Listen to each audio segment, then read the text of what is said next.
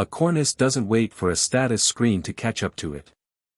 I've worked ski patrol at Ashwood Ridge for 23 years, the last 11 as patrol supervisor overseeing every run's opening and closing status, and the specific discipline that's kept every skier and every patroller on this mountain alive across those years is walking up and physically eyeballing a reported hazard myself before I ever trust a status update alone, because a report that's passed through even one layer of translation, radio static, transcription, or a rushed handoff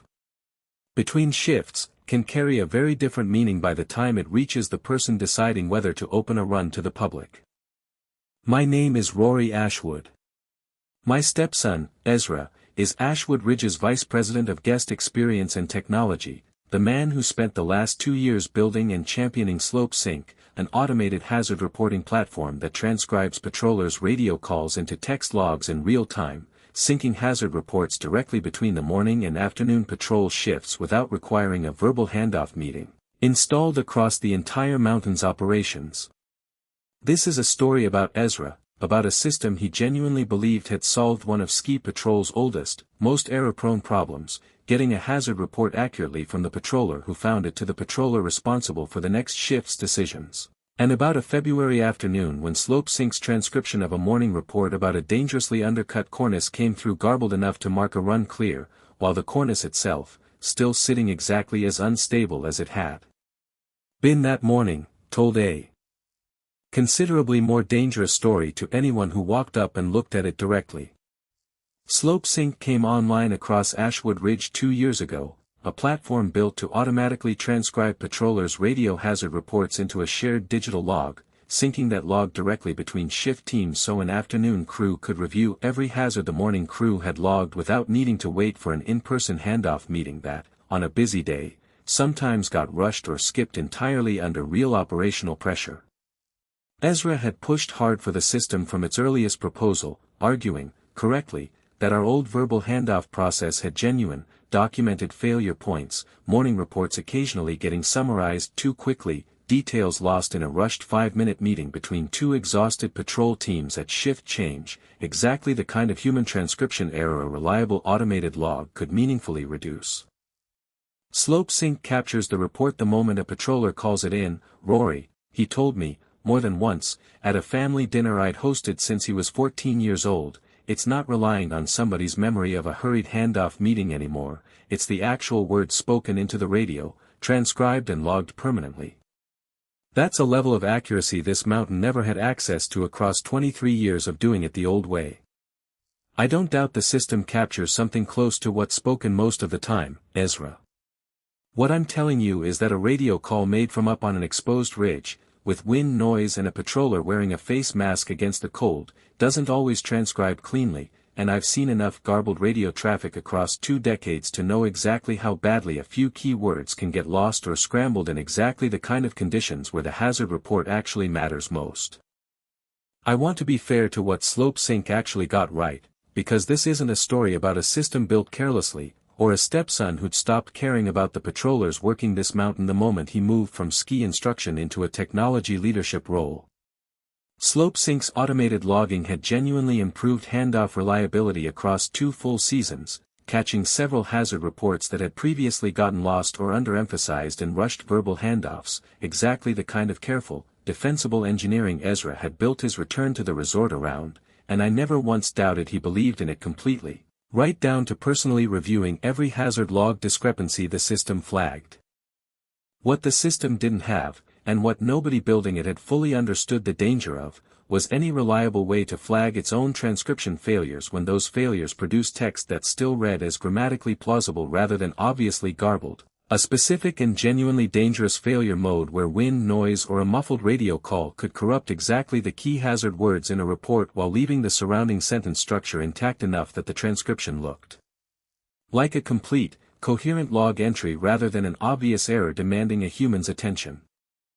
Ezra had come into my life when he was 14, not long after I married his mother, and I still remembered how much convincing it had taken, that first winter, to get him to trust a stepfather who spent more hours on the mountain than at home during patrol season.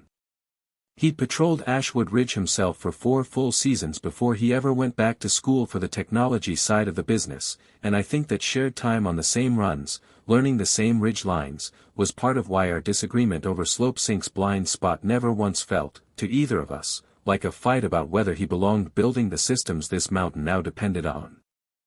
I need to explain the specific hazard this story turns on, because it's the actual center of everything that happened that February afternoon, and because it's exactly the kind of transcription failure a voice-to-text system, built to convert spoken words into a coherent log, was never designed to catch when the corrupted result still read as a complete sentence.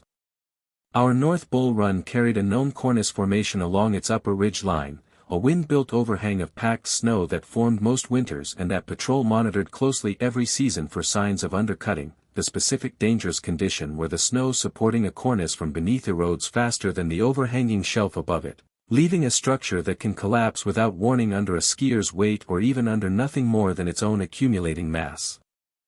A morning patroller named Wesley had called in a report on exactly that condition, describing the North Bull cornice as significantly undercut and recommending the run stay closed pending a follow-up inspection, a call made from an exposed section of ridge in 20-mile-an-hour wind with his face mostly covered against the cold. Slope Sink's transcription of that call, reviewed later, had rendered Wesley's actual words, cornice significantly undercut, recommend closed, as, cornice signal fine, undercut recommend closed doesn't apply, a corruption specific enough to the wind noise and muffled audio of that particular call that the resulting sentence, while considerably different in meaning from what Wesley had actually said, still read as a coherent, complete hazard log entry rather than anything that looked obviously broken or worth a second look. I'd raised a version of this exact transcription risk with Ezra nearly 9 months before this story's events, after noticing a smaller, less consequential transcription error in an entirely different hazard report during a routine log review. Slope Sink's transcription accuracy is above 96% across all logged calls, Rory. The error rate's genuinely low, and the system flags any transcription it scores below a certain confidence threshold for manual review. I understand the overall accuracy's high, Ezra. What I'm telling you is that a transcription error doesn't need to happen often to be genuinely dangerous, it needs to happen on exactly the wrong report, and I want every hazard report specifically involving a closure recommendation to require a human patroller's direct readback confirmation before that report gets logged as final, regardless of the system's confidence score on that particular transcription.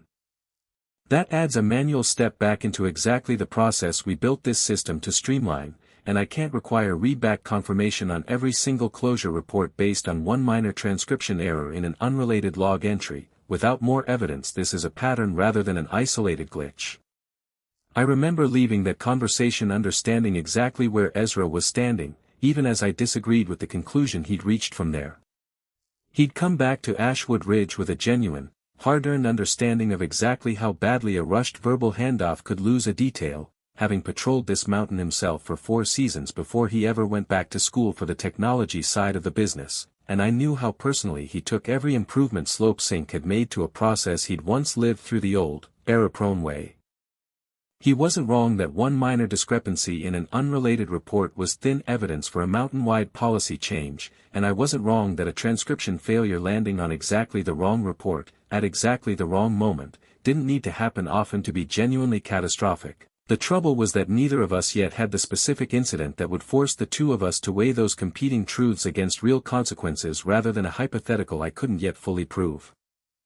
The afternoon this story turns on was the 3rd week of February, a busy holiday weekend, my shift reviewing Slope Sink's hazard log before opening runs for the afternoon crowd, the North Bull entry showing as a logged, reviewed report with no closure flag attached. The garbled transcription reading coherently enough that nothing on the screen suggested anything had gone wrong in translation from Wesley's actual radio call that morning.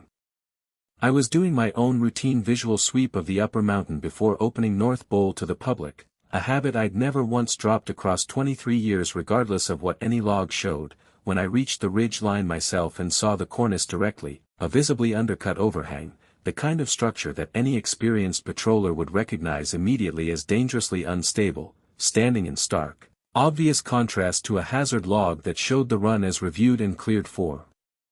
opening. Base, this is Rory, I'm at the North Bull Ridge and this cornice is significantly undercut, this run does not open this afternoon regardless of what the log shows. I need someone to pull Wesley's original radio call and figure out what happened between what he actually reported and what ended up logged. Slope syncs showing the North Bowl report as reviewed with no closure flag. Rory, you want us to hold the whole run based on your visual alone? I want us to hold the run because I'm standing at the base of an undercut cornice that has no business being open to the public today, whatever the log currently says. Pull the original audio, I'll wait right here.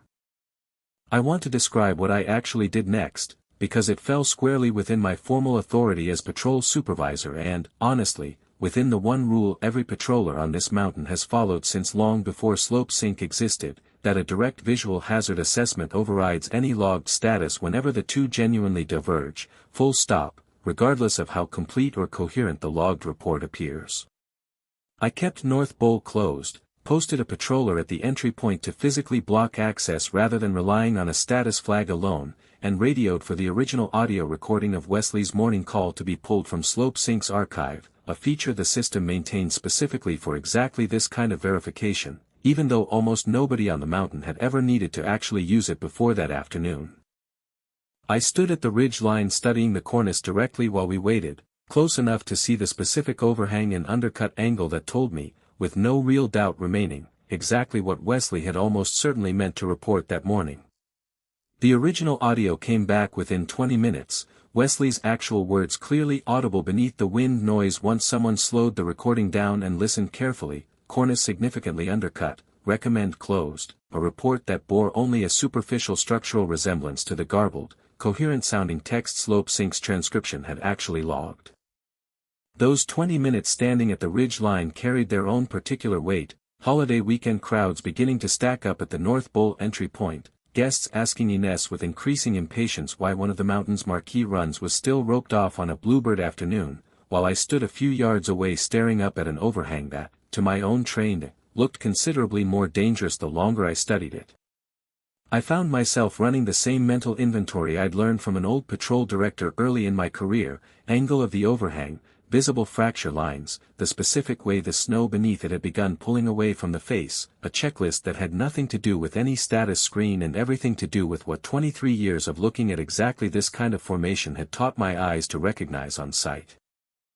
I stood at the North Bowl entry with the patroller I'd posted there, a steady young woman named Ines who'd worked this mountain alongside me for 3 years, both of us looking at the cornice directly while base radioed through the confirmed audio discrepancy. That transcription reads like a completely normal log entry, Rory. If you hadn't walked up here yourself, there's nothing in that text that would have told anyone something went wrong translating Wesley's actual call. That's the whole problem I've been trying to explain to Ezra for 9 months, Ines. A garbled transcription that still sounds coherent is considerably more dangerous than one that obviously looks broken, because nobody has any reason to double-check a report that reads like it makes complete sense on its own.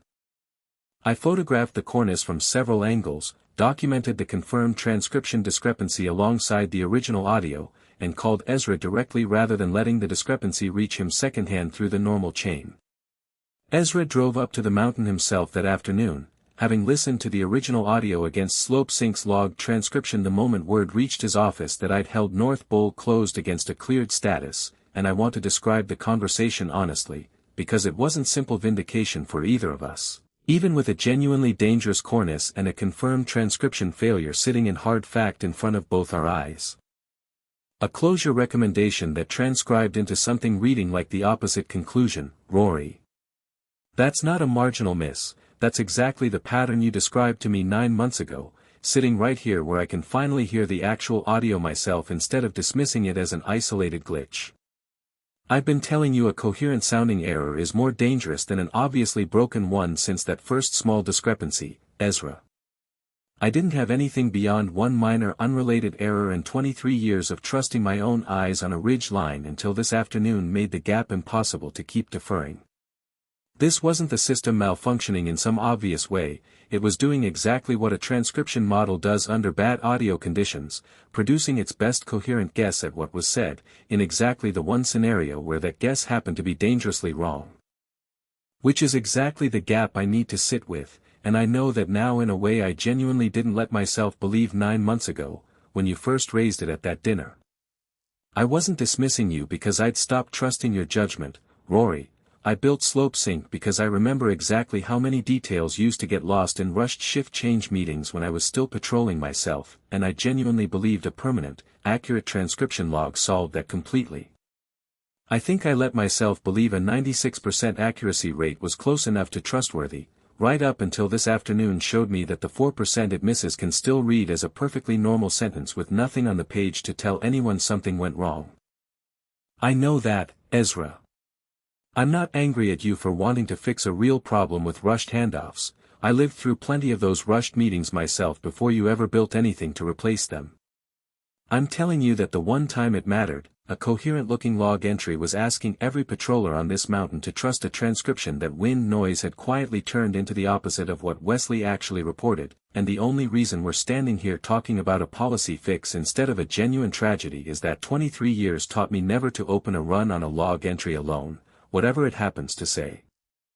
He was quiet for a long moment, looking up at the cornice still visible against the ridge line, and I watched him run the same calculation I imagined he'd been running since the audio comparison reached him, the particular founder's math of how many other reports, across 2 seasons and however many radio calls Slope Sync had transcribed, might have carried the same invisible coherent error gap without one supervisor's habit of walking every ridge himself happening to catch it in time. I keep thinking about the version of this afternoon where you trusted the log and opened North Bowl on schedule, he said, finally, still looking up at the overhang, or the version where you'd stopped bringing up that first small discrepancy after I pushed back 9 months ago, because I outranked the argument on paper even if I'd spent 4 seasons patrolling this exact mountain myself before I ever built anything. I don't like sitting with how much of this afternoon came down to you personally deciding a visual check couldn't ever become optional, no matter how complete the log entry looked. I don't love sitting with that either, Ezra. A system this good shouldn't need one supervisor's stubborn habit of walking every ridge as its last line of defense before a run opens under a cornice that could collapse on a skier. That's not a compliment to me, it's a description of exactly the gap we both need to close. You built something genuinely good across 2 seasons, and I've never once told this mountain otherwise, but genuinely good isn't the same as complete, and I think somewhere in those 9 months you let yourself believe a high accuracy rate could stand in for verifying the one report where accuracy actually mattered most. What Ezra and I built together over the following months, working with the resort's operations team directly, was a standing mandatory readback confirmation protocol for any hazard report involving a closure recommendation, requiring the reporting patroller to verbally confirm the log transcription matched their intended report before it could be marked final, closing the exact gap that had let 2 otherwise excellent seasons of automated transcription quietly carry the one failure mode. Capable of hiding in plain sight as a perfectly readable sentence. I still walk every ridge myself before opening a run to the public, exactly as I did the season before Slope Sync existed and exactly as I will the season after whatever eventually replaces it, though Ines, I've noticed, now double-checks any closure-related log entry against its original audio unprompted, a habit she picked up, she told me once, specifically from that February afternoon. Ezra and I talk about Slope Sync's ongoing refinement most Sundays now, at the same family dinner table he's been sitting at since he was 14 years old, except the conversation carries a specific new weight neither of us fully had before that February afternoon. He told me once that the hardest part of the whole episode wasn't building the readback protocol at all, it was sitting with how completely 2 clean seasons had let him trust a high accuracy rate as protection against exactly the specific failure that accuracy rate could never fully rule out, right up until his own stepfather's habit of walking every ridge finally made the gap impossible to keep deferring. A cornice doesn't wait for a status screen to catch up to it, and what I've learned, watching a system my own stepson built get this one thing wrong for 9 months before finally getting it right, is that the most dangerous gap in a genuinely well-built system is often the one that produces an answer wrong enough to matter and coherent enough that nobody thinks to double-check it. It took a garbled radio transcript, a 20-minute audio poll, and a stepfather and stepson who trusted each other enough to argue honestly across a family dinner table 9 months before it mattered, to finally close a gap that 2 otherwise excellent seasons of engineering had never quite found their way to on their own.